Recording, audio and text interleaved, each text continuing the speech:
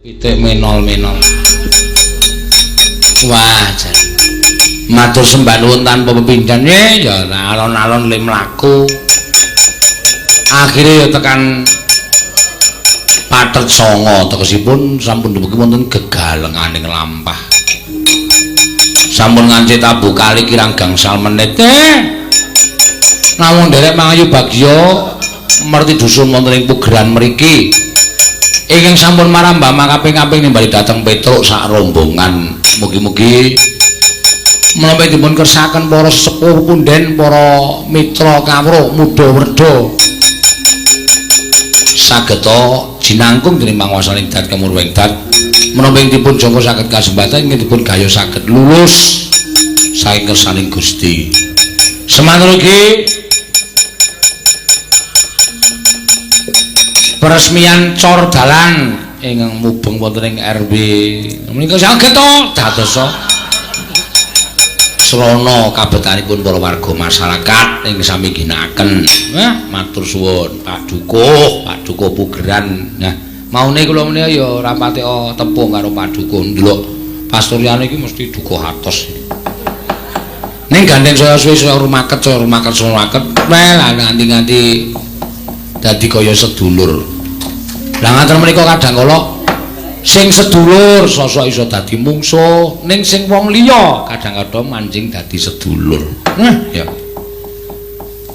Kabesaranipun Gusti ing Maha Agung satemah lelampahan ing dumados wonten jagat menika janjenipun sok nek digagas kanggo naring menungso ora ketemu nalar. Ning nek wis Gusti ngersake, wah bakale iso kelakon.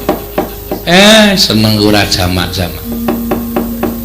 Ora kaya bengi iki jan gayenge minta ampun. Tabuhane ya ora ampak. Meneh-menehane Pak Dukuh mau ya masrah karo Pak Lurah. Napa Pak Lurah lakone? Pokoke role Bagong. Lakon kula Bagong niku werna-werna. Bagong gugat, Bagong takon bapa, Bagong bangun desa.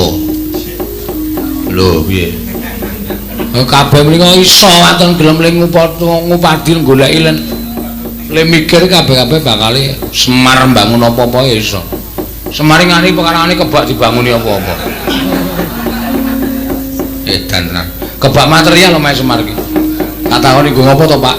Mbok menawa sing njaluk mbangun meneh wis samapta ing gati sawiking diri. Matur suwun tanpa upami.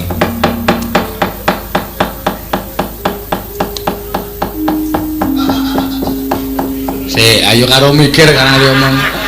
Wong jeneng arep omong ki ora waton omong padahal cengengesan ora. Kono iki lho gagas ki.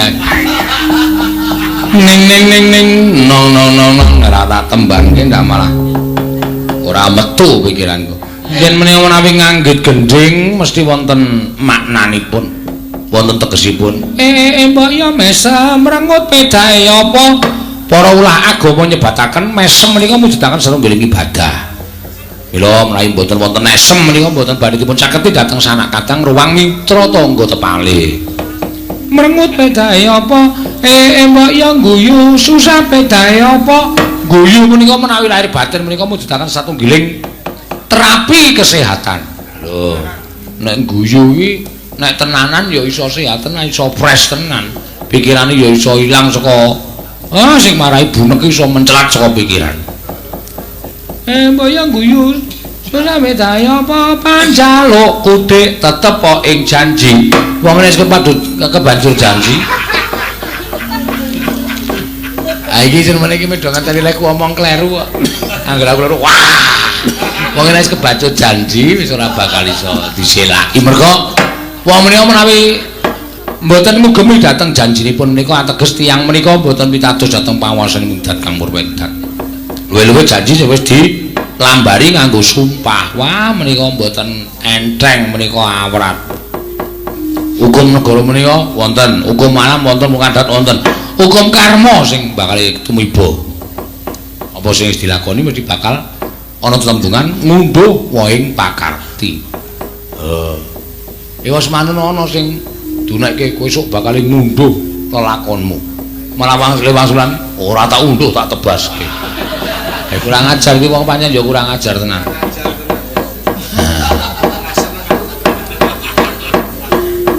Nene aja tansah cuwa. Aja luwat iki aja gampang gelo. Nadyan aku uga tansih laing janji. Nek sini dhewe janji. Padha karo janji sebaya mukti sebaya mati.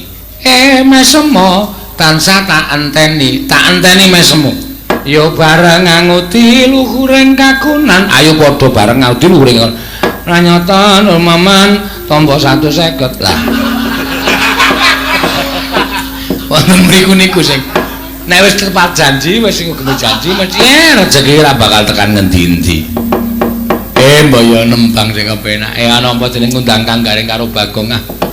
Mengko gek tetembangan karo para penyanyi-penyanyi ku sing tak gawa iki. Ayo. Garing slamet reng, pangestumu apik to. Syukur. Aku kok mung katokan tok. Sekel polisi. Dilucuti sandang aku terus. Aku wis senengane kurang ajar. Ora rasa tumindak sapenake dhewe. Aku kapok Tru. Ya syukur. Iki acara apa, Tru? Acara dalam berita. Tonyo ora nesu ya.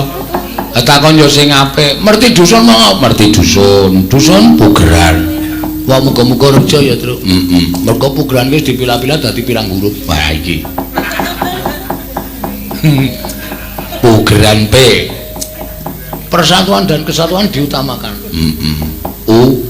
Usaha dan selalu dilaksanakan setiap warga untuk memajukan dusun pugeran. G. Gerak jalan adalah lomba. Ngawur. Gerak jalan adalah lomba yang diadakan pada waktu mesti dusun. Elok pemandangannya. Sana sini terdapat gedung masjid dan lain-lain. R. Rukun warganya akan mengakibatkan menjadikan warga pugeran itu bersatu. Wah iya. A. Asa hase aso. Nganggere A mesti pinter banget asa hase aso. Lah iki ase nak melu. Dadi meng asa karo aso. Terus N. Nasionalismenya tinggi. Berbakti kepada negara. Wah iya apik tenan. Dasare dukuhe ya ceket-ceket. Dukuh wis kok apa? Dukuh terbagi 5 huruf. O D U K U N. Wah, dukun. Ora iso nulis D U K U H kok N. Lali aku. Ya. D U K U H. D. Di mana ada dukuh, di situ ada masyarakat. Nah iya. Usaha Pak Dukuh selalu mendapat dukungan dari masyarakat. K. Kesejahteraan masyarakat diutamakan. Usaha mencari genduren. Loh. Kok usaha mencari genduren ini? Mimpin ayo. H. Ayo kita utamakan persatuan dan kesejahteraan untuk menuju kesejahteraan dusun pugeran. Wah, edan apa? Ayo tembangan gong. Yo, T. Tetaplah wis. Mung tembangan kok arep diartekke ora. Wis kok ya. Aku lagi seneng pokoke apa-apa tak artek gitu. Ayo. Pinter kok begini nek kon belijak-belijak tembung ngono pinter. Ha iya. Nembang, ya. Urut ya, Tru? Ya. Ayo saiki ganti saka sing urung maju. Ayo sing urung garap maju. Kaya sekolah wae ora. Sapa?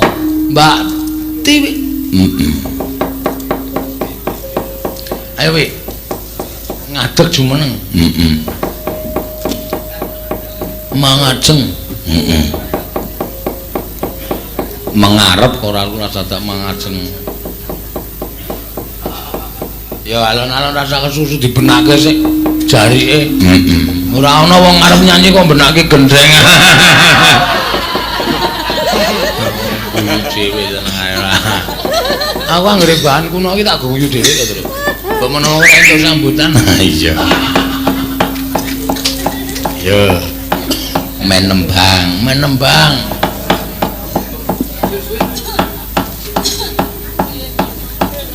Ngopo dadak omongan rotatin? Mary Pak, Mary. Mary piye? Nek tiwik nek suwe ra apa-apa ngoten niku. Oh ya, dhewe-dhewe. Wong tatin wae kasar karo aku kok. Ora tau halus kok. Getak-getak kok. Nek kowe ora titik-titik, Pak. Benak dirasake ora apa-apa. Apa takon? Ah, kuwi jenenge wong nek iso gawe rasa apa jenenge gelem merangkani. Ati bakale apa ya, Tru? Ambuh. Ya wis ngono kuwi. Ora jelas kok. Nyarang kowe tak yasake topi dienggo reng men kaya iki ya ana contong loro iki ya ngambak. Tak kakek ngene mbok menawa sing cukup.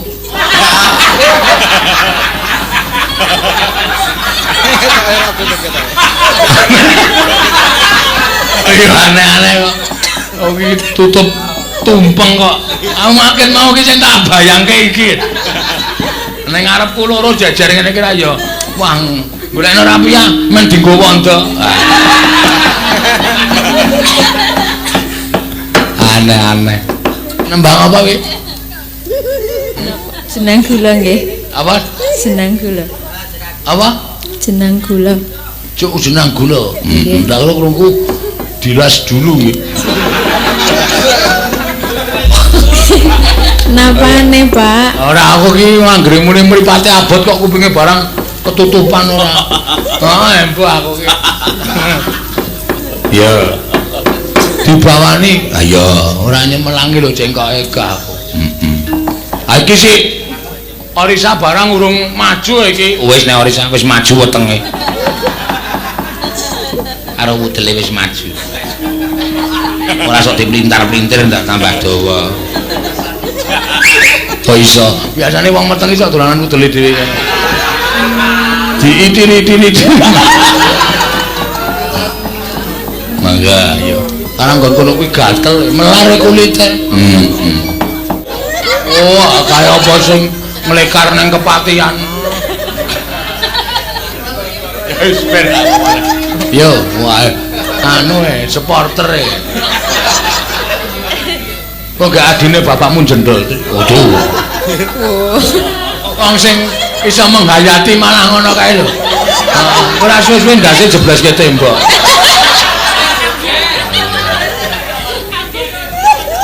Luar biasa. Ayo mengidolakan TV. Kowe barang kok melu suwit-suwit iki ngopo, Gong? Nangis Nangis, Tru.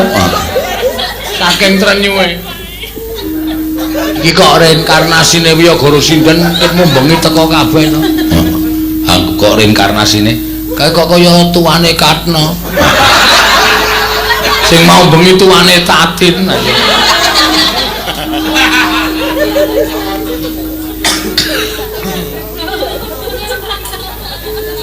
Tuane sesuk do edan kabeh piye ta? Ora ngerti. Ketoke kok, Kong. Ketoke. Soale mulai akhir-akhir iki wis kerep do omongan loro lembut. Oh. Ketarane kok anggere nabuh meneng wae terus karo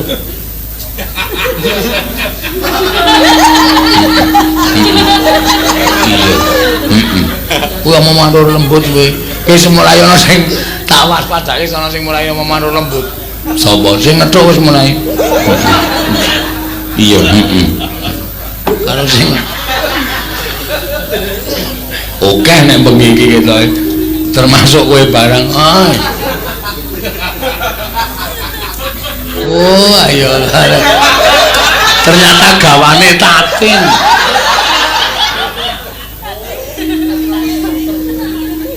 Ngopo?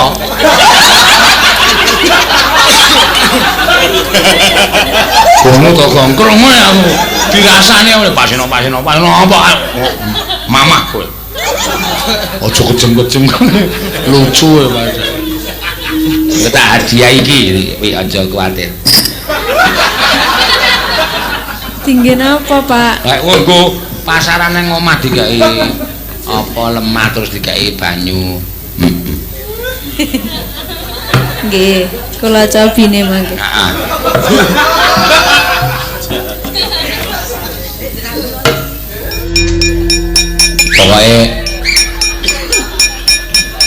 Pokoke kabeh kudu nyambut gawe. Sing urung pentas semua wae kong ki sono 1 2 3 4 yo diaturake gentenan saiki genti saka pojok kene gong diplintengke ngulon gong cedhek yo saka sing enom genti sing sepuh ayo wahyu wah wis gegijikan lho ya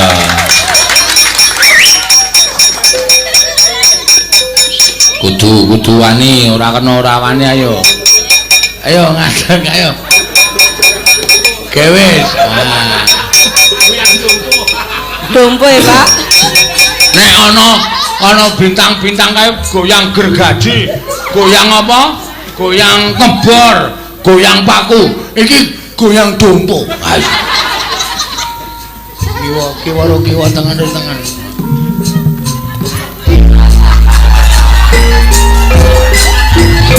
Mangurana Sutra Dinas Monokondo.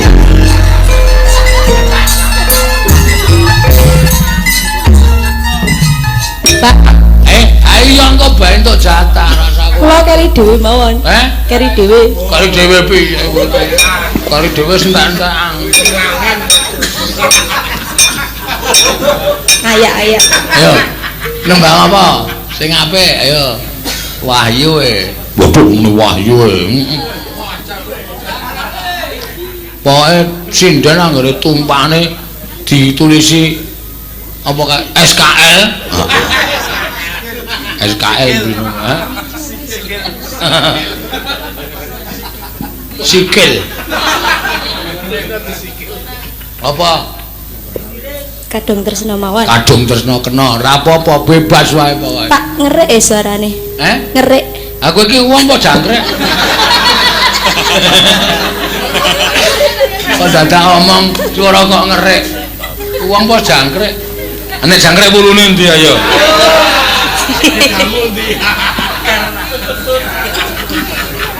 Alon-alon nih, Pak.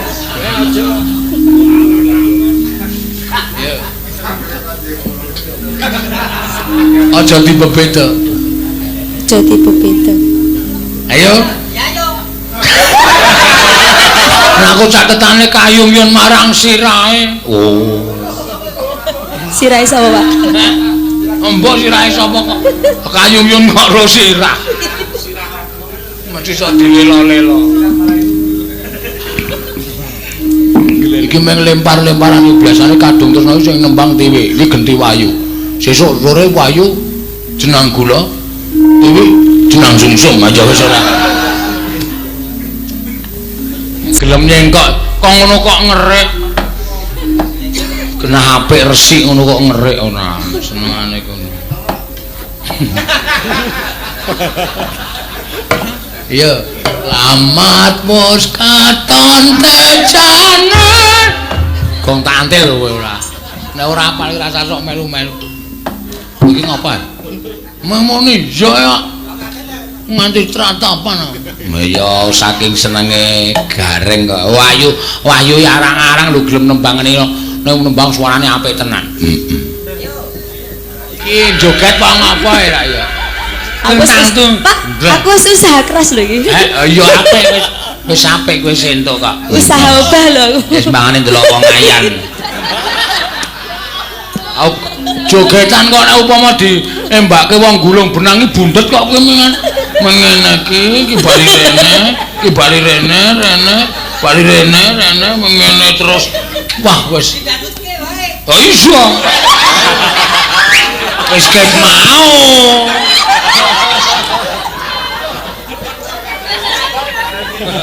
wis ket mau tindak kok nanduk nendang double Iya. Kaca. Ayo, akarang sing ngendangi sedulure kae.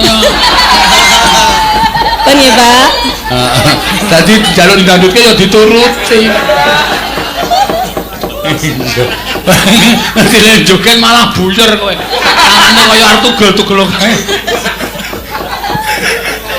Wah, ayo matur nulure marane ora gayenge kaya ngene iki. Ayo jan yo. Diteruske ibu hamil ayo. Engko kari dhewe Agnes. Ya ibu hamil. Ngadeg kan ngadeg to, Pak. Hah? Ngadeg. Oh iya. Oh, iya. Enggak apa-apa. Ora apa-apa angger rasan joget. Ora iso didumuhi ngono ku kudune tambah dawa. Pun dawa. Empun dawa. Ngaku ta, Tru? Iya, ya ora apa-apa. Pun semrawut ya, Pak niki. Aku jane mesake lho Cahus. Takon prei ya ora gelem. Nek prei iki jare nang omah ki malah mual, muntah-muntah kaya wong nyidam. Mumet. Heeh, bocahe wis nendang-nendang. Ha iya. Nah nang kene malah jarene bocahe anteng. Turu kaya nek bengi. Ha iya yaine iki wancine turu. Nggih sok obah-obah punan. Sok obah-obah. Nek dikandani meneng ora kowe bocah. Nek pas obah-obah ka entuk kandhani meneng nduk, le meneng ngono sok ngeyel ora? Mboten. Nek ngeyel kandhano bojomu. Nggih sok ngeyel. Men diketak karo bojomu. Men diketak. Yo, nembane apa? Bebas, Pak. Bebas. Bebas iki ra ana pamundutan kok. Iya. Apa ya? Kudu. Aja manut.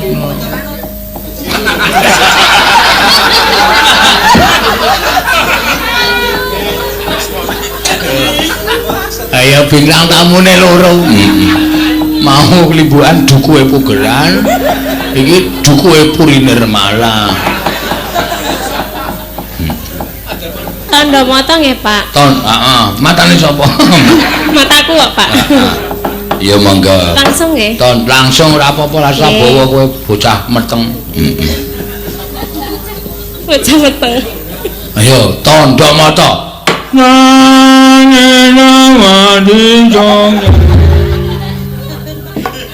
Ketika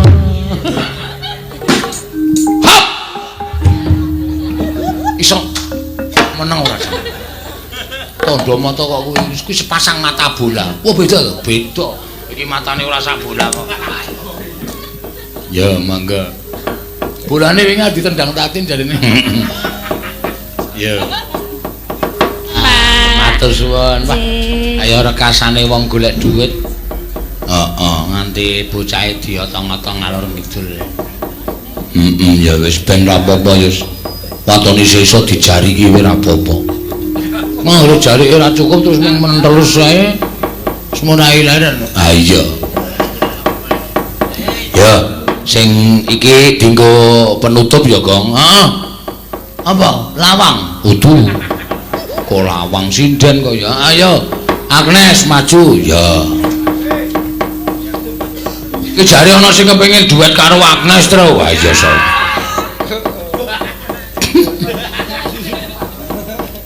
Ayo Sinten, Pak? Dituruti mengko ndak. Wis men Sinten? Kesban. Oh. Mas duet. Modal rawe. Piye to? Rawane kene ndekno sumbari petak aji-aji. Lah pripun to? Sembodo karo nek omong. Apa iki? Ya wis ben ya. Mau kepengin saiki nyatane ora wani kok. Teruske wae, mboko nyiji mboko. Anu kok tegese mboko nyiji ora. Apa jenenge iki? Dibawani kok mboko nyiji. Napa, Pak? Manut terserah kowe. Apa kembang rawi ya kena? Ya.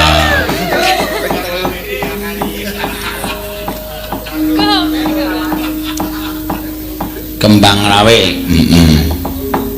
Dibawani memanismu Mas Yaswan nggih Pak sik bawa. Ora sang ndak gleleng wonge. Wis kowe wae wis. Memanesmu muji iwat agawe ruciting gale.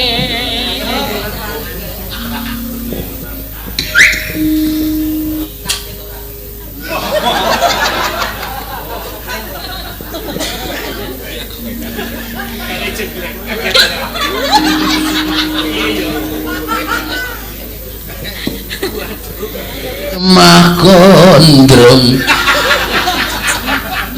gonceng kok gondrong ora nganggo gedroke terus iya mangga ya deleng yuk awas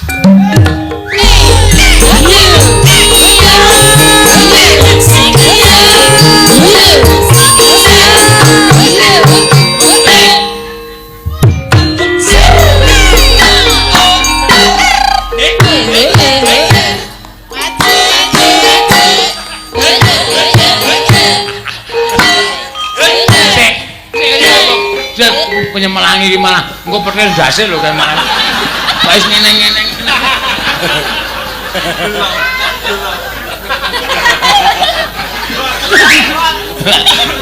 tak tuntak yo Sembah Pak.